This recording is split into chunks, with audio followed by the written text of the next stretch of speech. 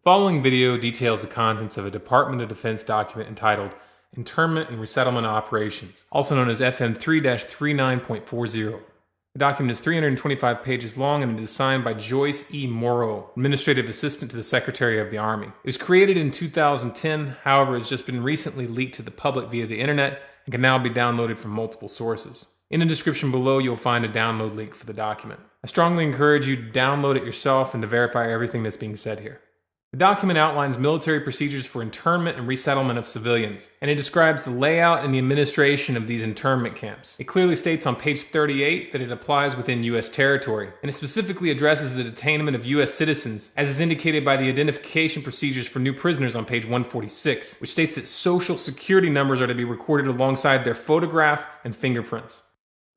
Included in the list of organizations which may be involved in these internment operations are the Department of Homeland Security, FEMA, the Department of Defense, and the United Nations. On page 56, the document outlines the responsibilities of psychological operations officers within the camps, among which it states that a PSYOP officer develops and executes indoctrination programs to reduce or remove antagonistic attitudes and identifies political activists. On page 281, the document goes into more detail regarding the role of psychological operations within the camps, specifically in regards to pacifying the population and ensuring cooperation.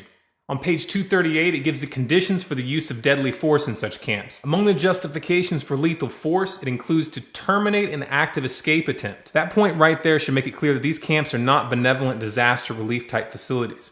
On page 244, the document calls for the use of snipers during riots to, quote, scan a crowd and identify agitators and riot leaders for apprehension and fire lethal rounds if warranted.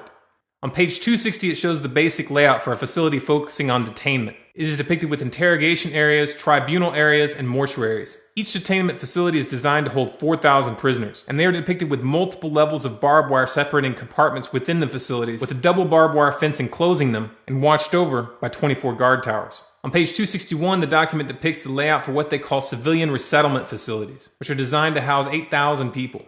Though it uses the word resettlement, the plans show multiple levels of barbed wire dividing the sections of the facility, with double barbed wire fencing on the outside, as well as 16 guard towers. On page 262, the layout for facilities designed for what they call non-compliant prisoners is shown. These camps are designed to hold up to 300 prisoners, they have 3 interrogation centers, and are guarded by 13 guard towers. Now, if there's any question whether these plans are active or just theoretical, this should be settled by the fact that the U.S. Army has been running ads for job positions in these camps since 2009, and apparently, they're still hiring. Once again, if you look in the description, you'll find all the links you need to verify this information. It's important to note here that this document was created in 2010, which was under the Obama administration, and it predates the NDAA of 2012, which authorized military detainment of U.S. citizens. This clearly shows a long-term agenda at work. If you believe that this is important information for people to know about, then please share this video with as many people as you can. Share it on Facebook and on Twitter. Send it in emails to friends and family. Especially send it to anyone you know within the police and military. A smart strategy would be to download the PDF yourself and email it to people as an attachment with a link to this video so that they know how to navigate the document. If you want more content like this, be sure to subscribe to this channel, Storm Clouds Gathering on YouTube. For bonus content, follow us on Facebook, facebook.com/Storm Clouds Gathering, on Twitter at Collapse Updates, and our website, stormcloudsgathering.com.